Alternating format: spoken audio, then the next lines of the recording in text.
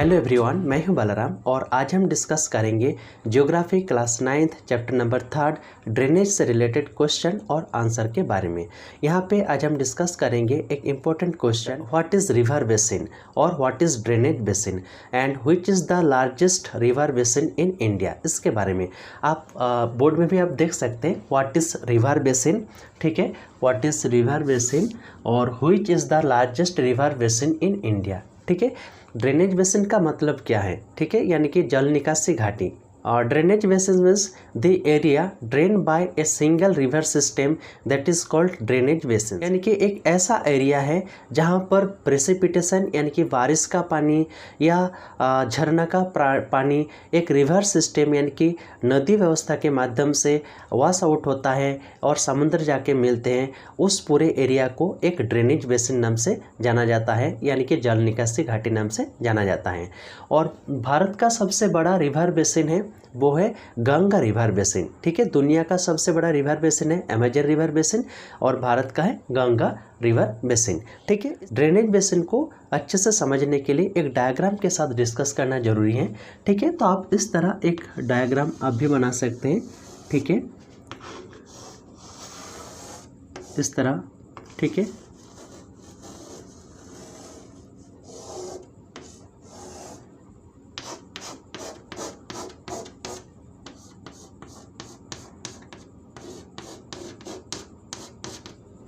ठीक है, ये एक अर्थ सरफेस है, यहाँ का जो रिलीफ कंडीशंस है, यहाँ पे जो ऊंचाई एरिया है यानी कि अपलैंड है और दोनों जो लोलैंड है, ठीक है। यानी कि इस एरिया में जैसे कि यहाँ पे दो अलग अलग अगर रिवर सिस्टम बनता है, ठीक है, ये जैसे एक रिवर मेन रिवर है, इसका अलग अलग ट्रिब्यूटरीज है और ये पूरा मिल के इसे एक रिवर सिस्टम बनाते हैं, ठीक है, रिवर सिस्टम, ठीक है।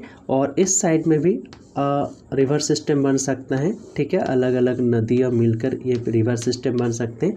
तो ये जो एरिया है ये हो गया रिवर बेसिन, ठीक है।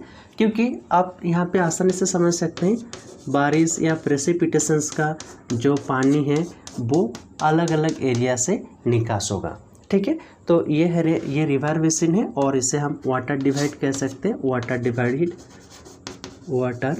डिवाइड, ठीक है। तो ये हो गया रिवर बेसिन और ड्रेनेज बेसिन के बारे में। तो ये जो एरिया है पूरा एरिया है इसे एक रिवर बेसिन या ड्रेनेज बेसिन कहा जाता है, ठीक है। क्योंकि इस एरिया में जो प्रेसिपिटेशन यानी कि बारिश होंगे वो बारिश इसी रिवर सिस्टम के थ्रू वॉश आउट होंगे, यानी कि इसी रिवर के थ्रू लेक या सी में जाके वो मिलते हैं, ठीक है। तो ये होता है ड्रेनेज बेसिन के बारे में। अगर मैप के थ्रू हम देखेंगे तो भी आप देख सकते हैं, जैसे कि ये एक आउटलाइन मैप में बना रहा हूँ, ठीक है, इंडिया का आउटलाइन मैप, ठीक है। इस तरह एक आउटलाइन मैप बनाएंगे तो आप भी आसानी से इसे समझ पाएंगे, ठीक है। ये एक आउटलाइन मैप, जैसे कि अगर हमें समझना होगा जैसे कि महानदी ड्रेनेज बेसिन, ठीक है, महानदी रिवर बेसिन, यहाँ पे मान के चलो महानदी रिवर है, ठीक है, ये महानदी रिवर सिस्टम है। तो ये पूरा एरिया होगा महानदी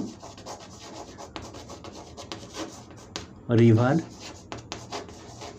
बेसिन, ठीक है।